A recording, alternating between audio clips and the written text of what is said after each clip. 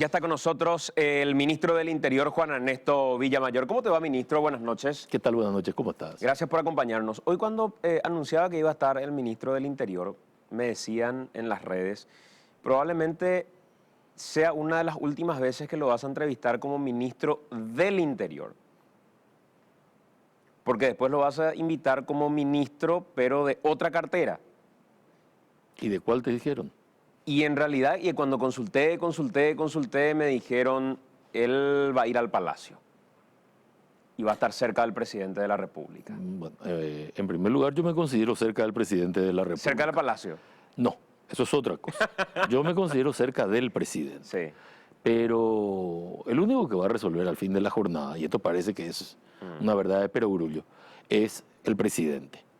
Y este sí que es un tema que ni conversado está, ni conversado.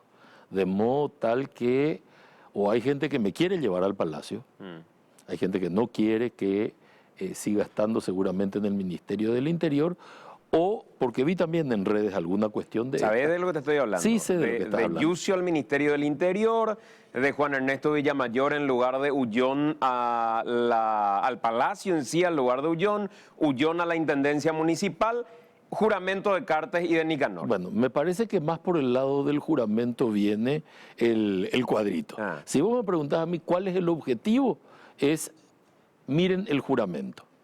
Miren el juramento porque se instaló casi como un hecho, ¿verdad? Y en realidad no son más que especulaciones, y por mucho que uno niegue la especulación y continúa negando la especulación, la misma especulación se reflota, que parte del diálogo que se va produciendo al interior de las cámaras del Congreso para sostener determinada mayoría que apoye el proyecto del Ejecutivo, tiene como condicionante necesario el juramento.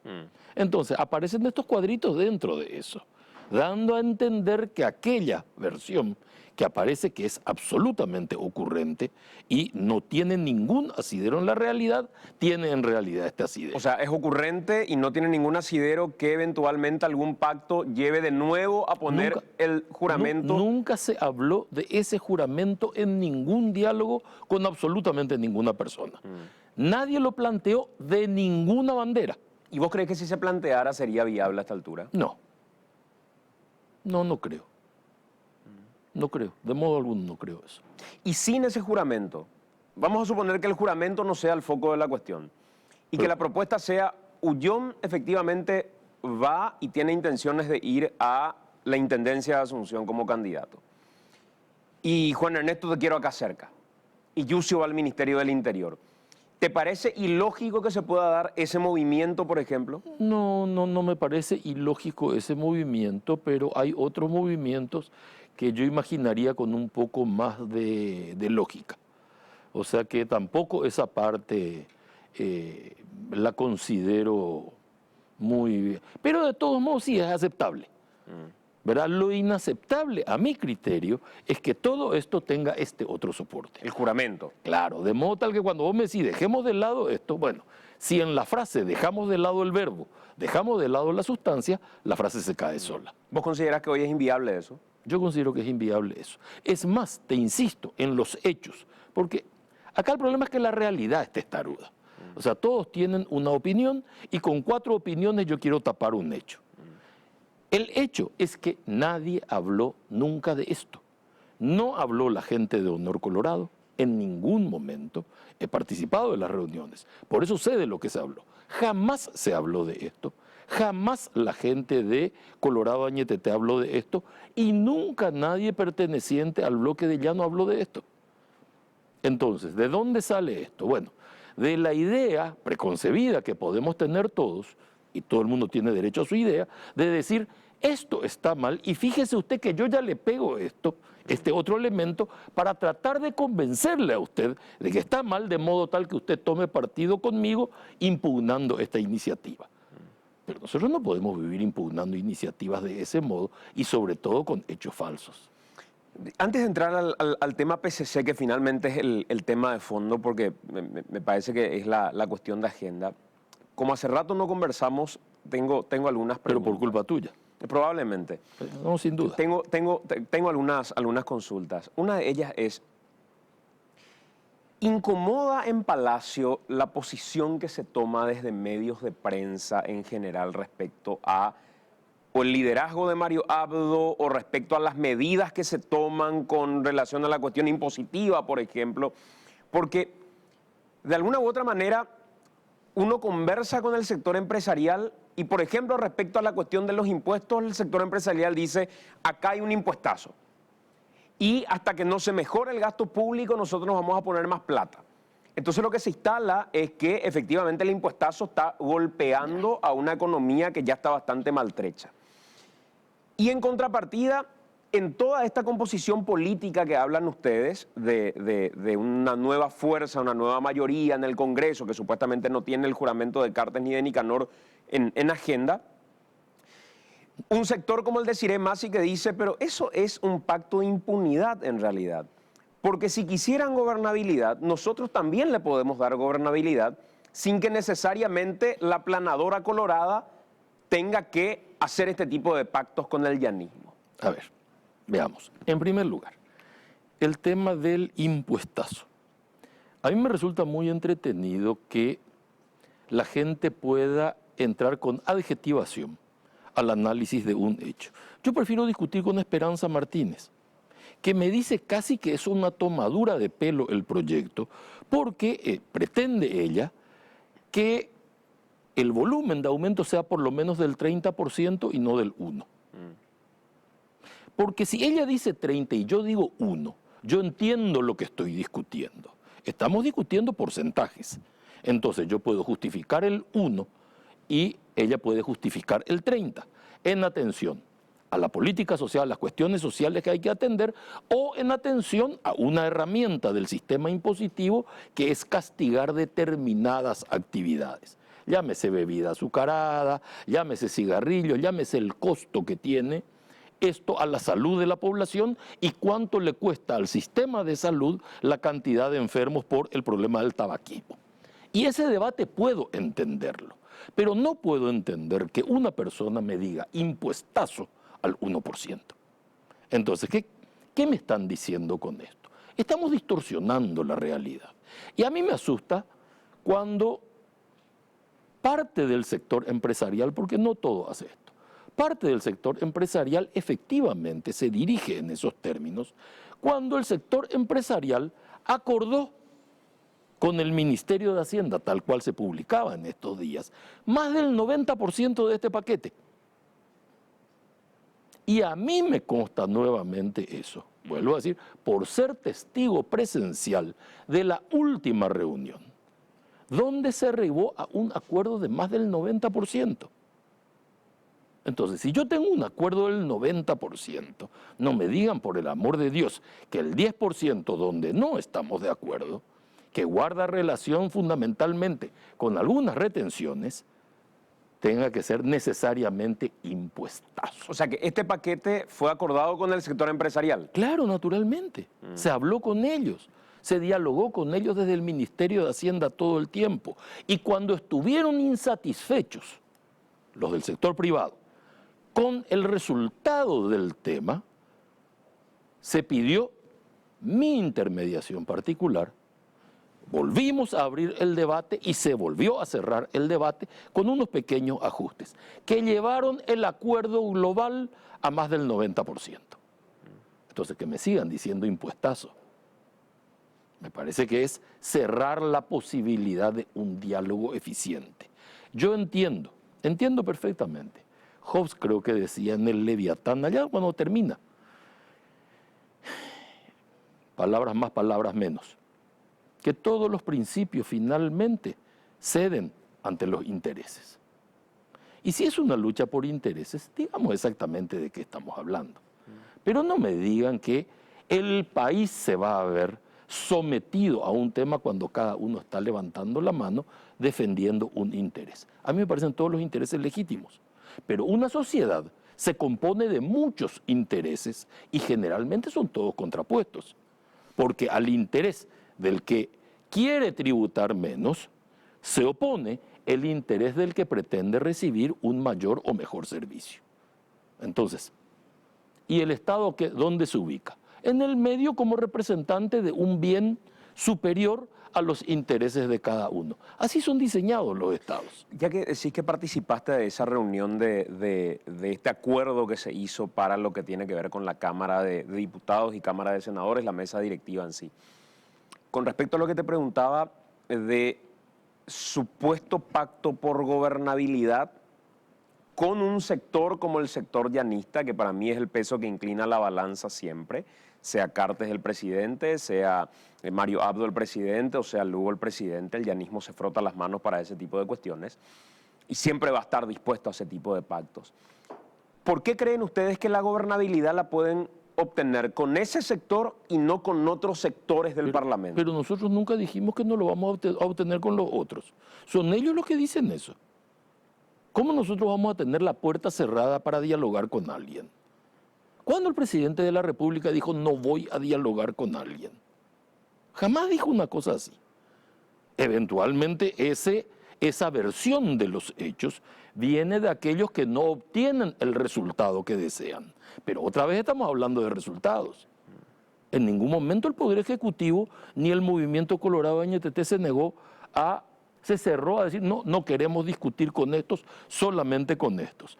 Justamente en el gobierno más aperturista de los últimos años se le pretende endilgar al presidente de la República una posición cerrada, cuando siempre ha tenido una posición abierta para el diálogo, ha aceptado el diálogo, ha aceptado, entre comillas, el escrache particular y ha contestado. Y me parece correcto que responda. Pero ¿qué se hizo con la respuesta del presidente? Se le descalificó por el carácter, no por el análisis del contenido.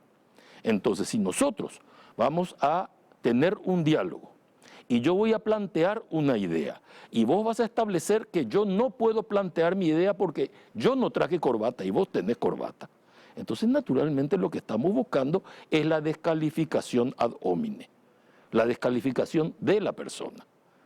Y eso es inaceptable. Ministro, yendo al tema del primer comando capital, yo entiendo que el sistema penitenciario no está a cargo definitivamente de tu cartera, pero sí me interesa el análisis, si lo tuvieran ustedes bien mapeado, de cuántos de los integrantes del primer comando capital que hoy están en nuestro país reúnen las condiciones para ser expulsados eventualmente y al ser expulsados no quedar en libertad porque no tienen causas en sus países. Desde agosto, desde la fecha del 15 de agosto, en que se asumió, el que el señor presidente de la República asumió, y bueno, yo asumí el Ministerio del Interior, a hoy se han expulsado 120 extranjeros. Por el proceso de la expulsión, 120. Por la expulsión, 120. Además, las extradiciones. 120 personas. En este momento quedan con requerimiento 12, entre 10 y 12, no más que eso. Todo el resto es gente que, perteneciendo al PCC, al Comando Vermelho, no tienen requerimiento en otro país. Y al no tener requerimiento, no se le puede expulsar, porque estamos hablando de comisión de delitos. Y si una persona cometió un delito y yo lo expulso privándole al Poder Judicial paraguayo del cumplimiento de su obligación constitucional, entonces naturalmente alguien va a decir que el ministro del Interior está cometiendo el delito de frustración de la persecución penal. Y va a tener razón. O sea, solamente por expulsar quedan en libertad. Si no tienen requerimiento, quedan en libertad. Claro, pero digo, solamente por expulsar, que es un mecanismo del que podrían echar mano, quedarían 12 personas. 12 personas, y no más. ¿Y ustedes tienen efectivamente una cifra similar a la del Ministerio de Justicia respecto a la cantidad de brasileños que son miembros del PCC y que están en las cárceles en nuestro país? En realidad utilizamos los datos del Ministerio de Justicia. O sea, es muy difícil que dos oficinas del Estado que deben trabajar coordinadamente, esté cada una recogiendo datos en forma autónoma. O sea, eso implicaría un desorden administrativo. Brasileños del PCC hoy hay 100. 100, según los informes del Ministerio de Justicia. Pero miembros en general del PCC, 400. Así es. ¿Y cuál es la estrategia, ministro, para evitar que más reclusos paraguayos terminen convertidos en integrantes del PCC? Bueno, Que parece una cuestión de evangelización, Sí. una cuestión religiosa que va evangelizando gente y bautizando gente. Yo creo que en el bloque siguiente vas a tener una respuesta un poco más acertada que la que yo te puedo dar, porque vas a hablar con un especialista desde un punto de vista mucho más técnico. La reflexión mía es la siguiente. Ustedes tuvieron, digo ustedes por el conjunto de medios, hace apenas horas a los 3 postulados por el Consejo de la Magistratura para ministros de la Corte. 2 mujeres y un hombre. Y en el programa en el que ellos estuvieron conversando, cada uno mencionó la situación global del sistema penitenciario, dando 3 recetas diferentes. Es decir, uno de estos 3 va a ser ministro de la Corte, pero queda claro que tienen 3 recetas distintas. Así como la balanza de la justicia, esto tiene 2 platos.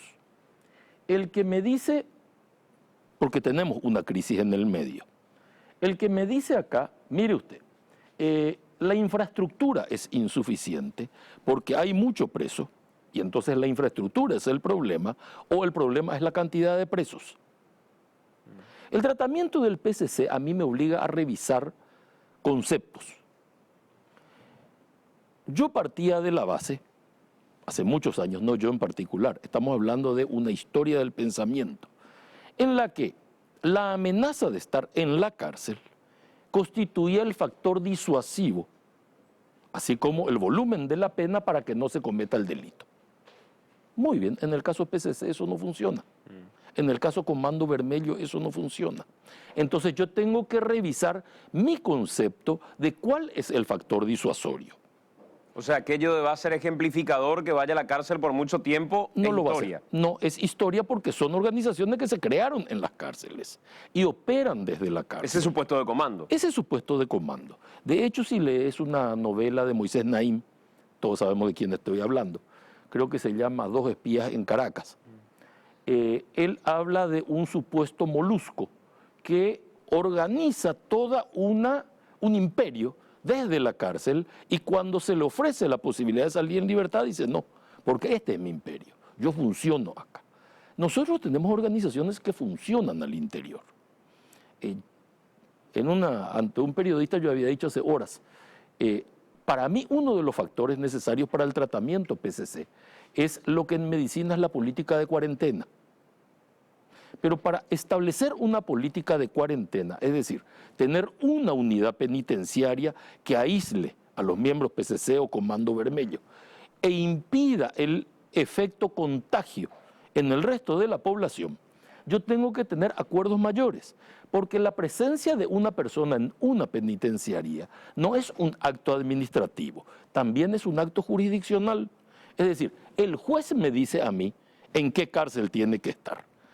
A veces lo dice porque sencillamente es de su competencia, a veces puede estar esto que vos mencionabas adecuadamente, el hecho de la corrupción. Te mando a la cárcel que querés. Eso también puede existir. O sea, no puedo negar ninguno de estos elementos. Y para poder reunificar el sistema, colocarlo en un solo lugar, el Poder Judicial tendría que crear una competencia territorial especial. Porque si yo los unifico, pongamos emboscada, coloco todo PCC, todo Comando Vermelho en emboscada. Bueno, ahora me dicen tengo que llevarlo a Pedro Juan Caballero a declarar. No, ahora tengo que llevarlo a Encarnación. Es que no puedo vivir trasladando Ahora, todo. creando incluso, ministro, vamos a suponer que una de las 2 próximas cárceles que se construyan sea exclusivamente para miembros del primer Comando Capital, porque hoy ya son 400. Perfectamente podrían ocupar una cárcel con el número requerido para una penitenciaría. Mira que es una hipótesis. No, digo. Lo que digo solamente es que hay muchos factores, Claro. o sea, muchos puntos de aproximación. Pero a eso quiero ir. me refiero. Vamos a suponer que tomemos esa idea y digamos, esta es la idea de la cuarentena. Los aislamos para evitar que tengamos 100 PCC y 300 paraguayos. y que los paraguayos vayan cada vez viendo con mayor espíritu el unirse al PCC. Si dentro de esa penitenciaría, la penitenciaría sigue funcionando como un lugar liberado para que lo manejen los presos, No, entonces no tiene sentido la propuesta. termina siendo un lugar, Exactamente lo mismo. un puesto comando, Sí. donde se van a terminar encontrando todos Mira, los PCC. Sí, tengo otro elemento más que también tengo que incorporar al razonamiento como un factor beneficioso para la sociedad, pero nocivo para, el tema para el tratamiento del tema. La tecnología. Hoy la tecnología les permite a ellos el uso de teléfonos que evidentemente ingresan en forma descontrolada. Partimos de la base de que ese es uno de los factores. Ingresan en forma descontrolada y entonces tienen una red de comunicación. De modo tal que el PCC sabe en Encarnación, el miembro PCC que está preso en Encarnación, sabe lo que le está pasando al miembro PCC que está preso en Pedro Juan. Entonces, un acto que se produce en la penitenciaría de Tacumbú tiene su venganza en la penitenciaría de San Pedro. ¿Verdad? Esto es comunicación. Los factores que permiten que se comuniquen también tienen que ser revisados. Y eso también va a tener una visión de aproximación. Pero cualquier estrategia, cualquiera, la que se acepte, yo no estoy diciendo que lo que yo digo sea ni siquiera una buena idea. Puede ser la peor, no hay problema. Solo estoy mostrando que hay distintos modos de aproximarse al problema. Cualquier cosa que se proponga, si se enfrenta al filtro de la corrupción y prima la corrupción, no va a tener resultado. Pero ahí es donde a mí me choca de alguna manera cuáles son los filtros que se pudieran llegar a poner. Por ejemplo, en la selección de las personas que van a estar encargadas del sistema penitenciario. Repito, no es la cartera del Ministerio del Interior la que debería ocuparse. Estamos de acuerdo, estamos conversando del tema. Pero cuando vemos que el director de la cárcel de San Pedro es el cupo político de Freddy de Clesis, el diputado, y que producto de ese pacto el hombre no tiene ni una hora de vuelo en el sistema penitenciario, pero es puesto en ese lugar porque es el cupo político de... Y si se va ganando en general por regiones o a nivel nacional gobernabilidad, repartiendo espacios que probablemente son espacios que técnicos deberían manejar de algún modo, para gente que desde lo político solo ve ese como una oportunidad para negociar con el narcotráfico, para otorgar este tipo de favores a cambio de dinero, ¿qué se puede esperar? A ver, el problema a mi criterio ahí, si lo vamos a establecer en llano, el problema no es cupo de quien sea, el problema es que el personal no es técnico en la materia y carece evidentemente, por eso ocurrió todo esto, de la entidad suficiente para controlar la situación. A mí no me importa quién le recomiende a quién. A mí lo que me importa es que la persona que entra al lugar a cumplir una función, la cumpla con eficiencia. El problema es que entra porque es un recomendado. Pero es que puede ser, yo he recomendado a mucha gente pensando en los términos eficientes de la gestión. Claro, pero ese no es el pensamiento que se tiene en estos casos. Lo que pasa es que cada vez que nosotros asociamos el recomendado con el político, parece que es una cuota de privilegio para alguien que no está capacitado. Pero lo es. Y a veces sí. Puede ser una mayoría de los casos también, pero también es una regla que tiene excepciones. De todos modos, el problema, tal como lo estás presentando, surge de nombrar para cumplir una misión a una persona que no está preparada para cumplirla. Entonces, yo puedo tener una visión de quién puede ocupar un cargo. Por ejemplo, he visto que publicaron en los medios de comunicación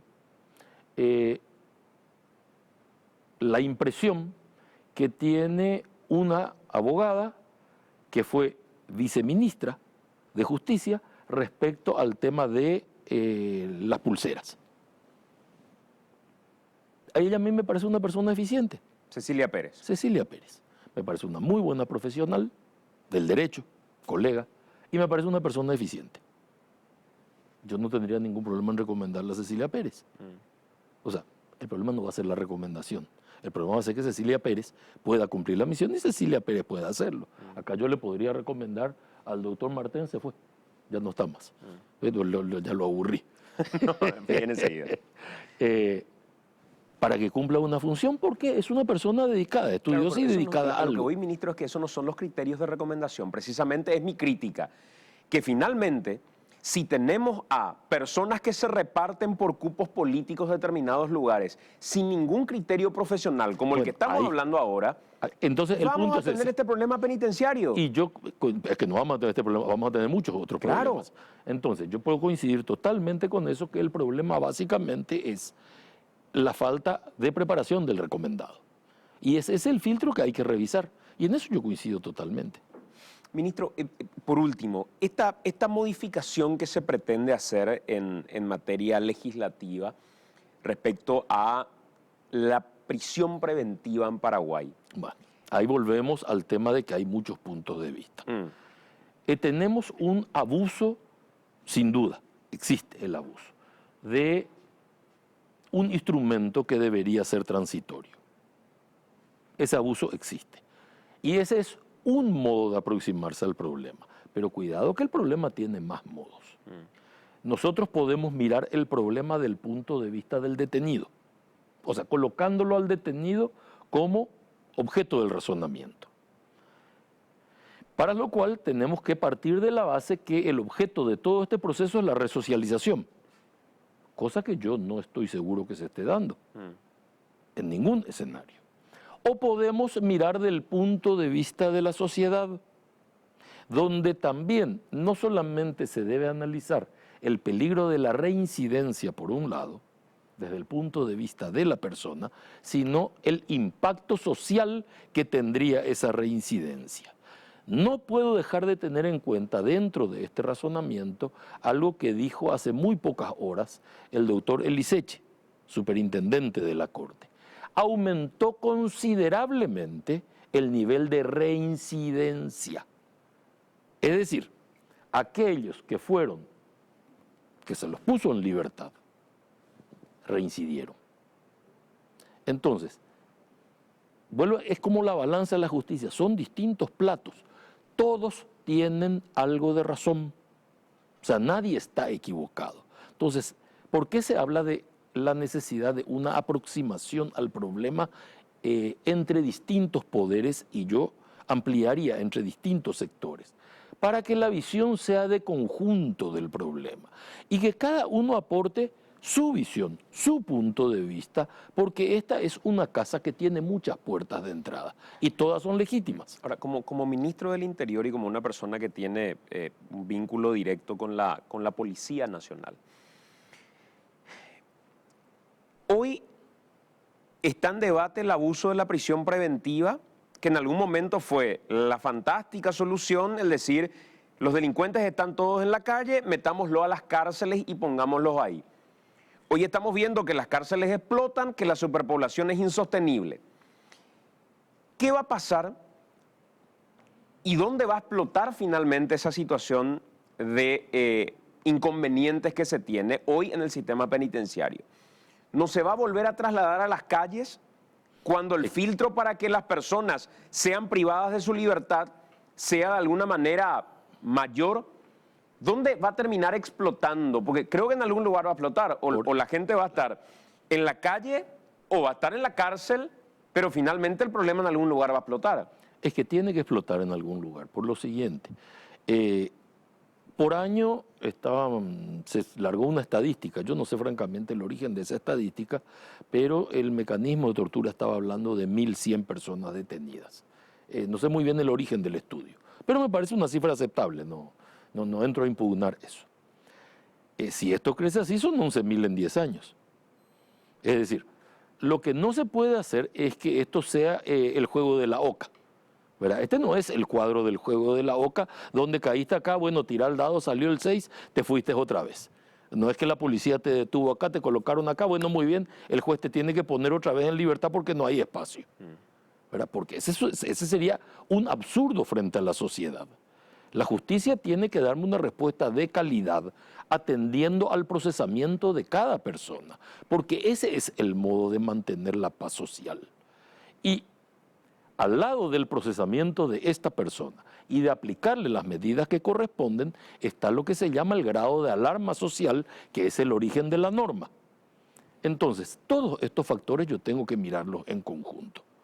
Yo no puedo partir de la base, como decíamos al principio, que el problema sea que el volumen de detenidos superó la capacidad instalada. Y entonces el debate es, ¿pongo más cárceles o largo a los presos? Ministro, gracias por acompañarnos. Por favor. Muy cuando amable. gustes. El ministro del Interior, Juan Ernesto Villamayor.